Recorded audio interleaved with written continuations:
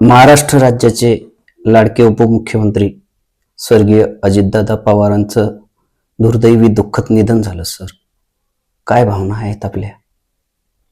काल सकाळी 9-9:30च्या दरम्यान ही दुःखद बातमी जेव्हा कळली तर खरंच विश्वास बसत नव्हता की असं होऊ शकते.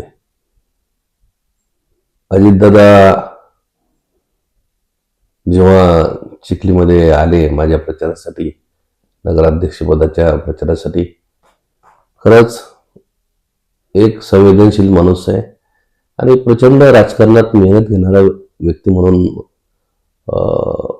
ओळखला आपल्या महाराष्ट्रात जातो. मी जेव्हा त्यांच्या संपर्कात आलो तर मला असं वाटलं एक बहुजन समाजातील इथिक्स व प्रिन्सिपल जपणारा माणूस म्हणून मी त्याकडे पाहायला लागलो. आणि मला पहिल्यापासून अजितदादांचं फार मोठं आकर्षण होतं की एक चांगलं महाराष्ट्रासाठी एक नेतृत्व होतं. परंतु अशी दुर्दैवी घटना घडली आणि खरंच मनावर म्हणजे विश्वास बसत नाही की बाबा हे गोष्ट होऊ शकते.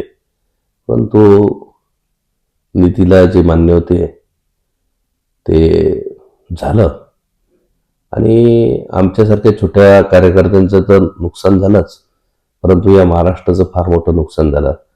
असं नेतृत्व पुन्हा येणं किंवा निर्माण होणं महाराष्ट्रासारख्या राज्यामध्ये शक्य नाही. आदरणीय शरद पवार साहेबांच्या मुशीतून हे एक चांगलं नेतृत्व महाराष्ट्रासाठी तयार झालं होतं आणि अचानक गेल्यानं या महाराष्ट्राची अपरिमित हानी झालेली आहे.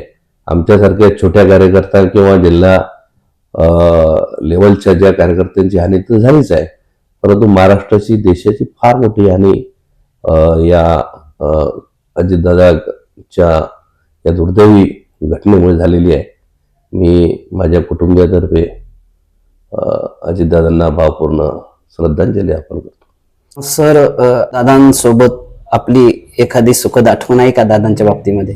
हो, नगराध्यक्ष जेव्हा चिखलीमध्ये ते आले इलेक्शनच्या आपल्या प्रचारानिमित्त माझ्यासाठी, तर जेव्हा माझ्याजवळ बसले तर प्रत्येक गोष्ट छोटी छोटी गोष्ट विचारली चिखलीबद्दलची आणि माझ्याबद्दल सुद्धा विचारपूस केली की तुम्ही राजकारणात कसा प्रवेश केला आणि किंवा तुमचं आता जे इलेक्शन आहे तर तुम्हाला मदत काय लागेल ते मला सांगा, कोणाला फोन करायचा का, किंवा एखाद्या गोष्टी इतकी आपण केलं विचारलं की मी फार प्रभावित झालो या सर्व गोष्टीमुळे.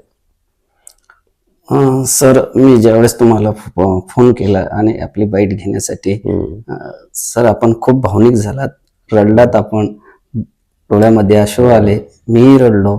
प्रचंड हानी महाराष्ट्राची संपूर्ण झालेली आहे साहेब.